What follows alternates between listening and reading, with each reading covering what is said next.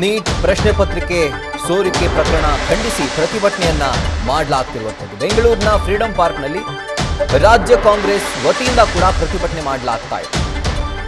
ಇದನ್ನು ವಿರೋಧಿಸಿ ರಾಜಭವನ ಚಲೋವನ್ನ ಕಾಂಗ್ರೆಸ್ ಕಾರ್ಯಕರ್ತರು ಹಮ್ಮಿಕೊಂಡಿದ್ದಾರೆ. ಮುತ್ತಿಗೆ ಹಾಕೋಕೆ ಕಾಂಗ್ರೆಸ್ ಕಾರ್ಯಕರ್ತರು ಹೊರಟಿದ್ದಾರೆ.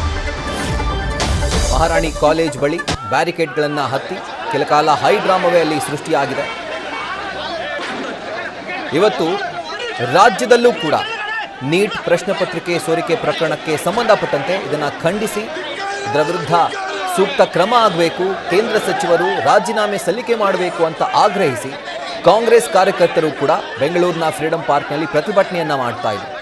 ಅದರ ಜೊತೆಗೆ ಪ್ರತಿಭಟನೆಯ ಭಾಗವಾಗಿ ರಾಜಭವನ ಮುತ್ತಿಗೆಗೆ ಅವರು ಪ್ಲಾನ್ ಮಾಡಿ ಅದೇ ಥರ ಹೊರಡುವಂತಹ ಸಂದರ್ಭದಲ್ಲಿ ಪೊಲೀಸರು ಅವರನ್ನ ಬ್ಯಾರಿಕೇಡ್ ಹಾಕಿ ತಡೆದಿದ್ದಾರೆ. ಆ ಸಂದರ್ಭದಲ್ಲಿ ಬ್ಯಾರಿಕೇಡನ್ನು ಕೂಡ ಹತ್ತಿ ಬ್ಯಾರಿಕೇಡನ್ನು ಹಾರೋಕೆ ಕಾಂಗ್ರೆಸ್ ಕಾರ್ಯಕರ್ತರು ಯತ್ನ ಮಾಡಿದ್ದಾರೆ. ಸೊ ಪೊಲೀಸರು ಈ ಒಂದು ಪರಿಸ್ಥಿತಿಯನ್ನು ತಿಳಿಗೊಳಿಸೋದಕ್ಕೆ ಹರಸಾಹಸನೇ ಪಡಬೇಕಾಯಿತು. ಒಂದು ಕಡೆ ಜೈಪುರದಲ್ಲಿ ಬೃಹತ್ ಪ್ರತಿಭಟನೆ ನಡೀತಾ ಇದೆ. ಇದೇ ಒಂದು ಪ್ರಕರಣಕ್ಕೆ ಸಂಬಂಧಪಟ್ಟಂತೆ ರಾಜ್ಯದಲ್ಲೂ ಕೂಡ ಬೆಂಗಳೂರಿನ ಫ್ರೀಡಂ ಪಾರ್ಕ್ನಲ್ಲಿ ಕಾಂಗ್ರೆಸ್ ಕಾರ್ಯಕರ್ತರು ಒಂದು ಪ್ರತಿಭಟನೆಯನ್ನು ಕೈಗೊಂಡಿದ್ದಾರೆ. ದೇಶದ 23 ಲಕ್ಷ ವಿದ್ಯಾರ್ಥಿಗಳ ಭವಿಷ್ಯವನ್ನು ಕೇಂದ್ರ ಸರ್ಕಾರ ಮಣ್ಣು ಪಾಲು ಮಾಡಿದೆ. ನೀಟ್ ಪ್ರಶ್ನೆ ಪತ್ರಿಕೆ ಸೋರಿಕೆ ಪ್ರಕರಣದಲ್ಲಿ ಕೇಂದ್ರ ಸರ್ಕಾರದ ವೈಫಲ್ಯ ಎದ್ದು ಕಾಣ್ತಾ ಇದೆ. ಇದರ ನೈತಿಕ ಹೊಣೆಯನ್ನು ಪ್ರಧಾನಿ ಮೋದಿ ಹೊರಬೇಕು, ಶಿಕ್ಷಣ ಸಚಿವ ಧರ್ಮೇಂದ್ರ ಪ್ರಧಾನ್ ಹೊರಬೇಕು, ಅವರು ರಾಜೀನಾಮೆಯನ್ನು ನೀಡಲೇಬೇಕು ಅಂತ ಹೇಳಿ ಆಗ್ರಹಿಸಿ ಈಗ ಕಾಂಗ್ರೆಸ್ ಕಾರ್ಯಕರ್ತರು ಬೆಂಗಳೂರಿನ ಫ್ರೀಡಂ ಪಾರ್ಕ್ನಲ್ಲಿ ಪ್ರತಿಭಟನೆಯನ್ನು ಮಾಡ್ತಿದ್ದಾರೆ. ದೃಶ್ಯಗಳನ್ನು ಗಮನಿಸ್ತಾ ಇದ್ದೀರಿ. ಇದು ಫ್ರೀಡಂ ಪಾರ್ಕ್ ಬಳಿ ಕಾಂಗ್ರೆಸ್ ಕಾರ್ಯಕರ್ತರು ನಡೆಸ್ತಾ ಇರುವಂತಹ ಪ್ರತಿಭಟನೆಯ ವಿಜುವಲ್ಸ್. ಸೊ ಈ ಸಂದರ್ಭದಲ್ಲಿ ರಾಜಭವನ ಮುತ್ತಿಗೆಗೂ ಕೂಡ ಕಾಂಗ್ರೆಸ್ ಕಾರ್ಯಕರ್ತರು ಮುಂದಾಗ್ತಾರೆ. ಅದಕ್ಕೆ ಸಂಬಂಧಪಟ್ಟಂತೆ ಫ್ರೀಡಂ ಪಾರ್ಕ್ ಬಳಿ ಪೊಲೀಸರು ಏನು ಬ್ಯಾರಿಕೇಡ್ ಹಾಕಿ ತಡೆದಿದ್ರು ಅವ್ರನ್ನ, ಆ ಬ್ಯಾರಿಕೇಡ್ಗಳನ್ನು ಹಾರೋದಕ್ಕೆ ಎಗರೋದಕ್ಕೆ ಪ್ರಯತ್ನ ಪಡ್ತಾರೆ. ಆಗ ಪೊಲೀಸರು ಕೆಲ ಕಾಂಗ್ರೆಸ್ ಕಾರ್ಯಕರ್ತರನ್ನ ವಶಕ್ಕೆ ಪಡೆದಿದ್ದಾರೆ ಅನ್ನುವಂಥ ಮಾಹಿತಿ ಲಭ್ಯವಾಗ್ತಾ ಇದೆ.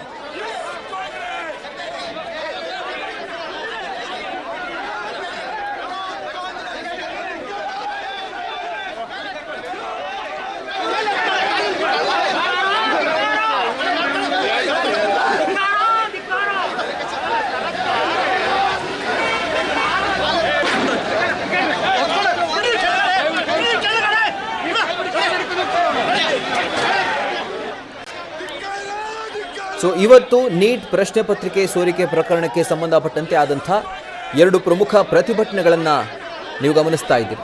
ಇದನ್ನು ವಿರೋಧಿಸಿ ಆದಂಥ ಒಂದು ಪ್ರತಿಭಟನೆ. ಒಂದು ಕಡೆ ರಾಜಸ್ಥಾನದ ಜೈಪುರದಲ್ಲಿ ಒಂದು ಬೃಹತ್ ಪ್ರತಿಭಟನೆಯನ್ನು ಕಾಂಗ್ರೆಸ್ ಕಾರ್ಯಕರ್ತರು ಹಮ್ಮಿಕೊಂಡಿದ್ರು.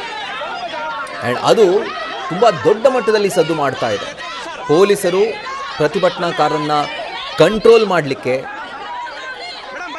ತಮ್ಮ ಶಕ್ತಿಯೆಲ್ಲ ಬಳಸಿ ಎಷ್ಟೇ ಸಾಹಸ ಪಟ್ಟರೂ ಪರಿಸ್ಥಿತಿ ಕಂಟ್ರೋಲ್ಗೆ ಬರಲಿಲ್ಲ. ಹೀಗಾಗಿ ಪ್ರತಿಭಟನಾಕಾರರ ಮೇಲೆ ಜಲಫಿರಂಗಿಯನ್ನು ಪ್ರಯೋಗ ಮಾಡಬೇಕಾಯಿತು ಜೈಪುರದಲ್ಲಿ.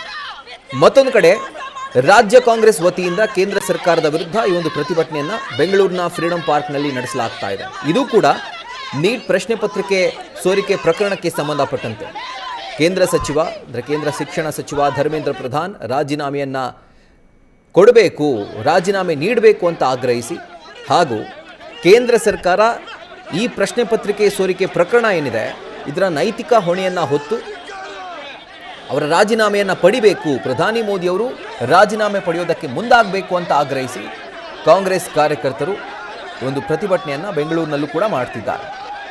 ಸೊ ಪರಿಸ್ಥಿತಿ ಒಂದು ರೀತಿ ಕೈಮೀರಿ ಹೋಗ್ತಾ ಇದ್ದಂತೆ ಪೊಲೀಸರು ಕೆಲ ಕಾಂಗ್ರೆಸ್ ಕಾರ್ಯಕರ್ತರನ್ನು ವಶಕ್ಕೆ ಪಡೆದಿದ್ದಾರೆ.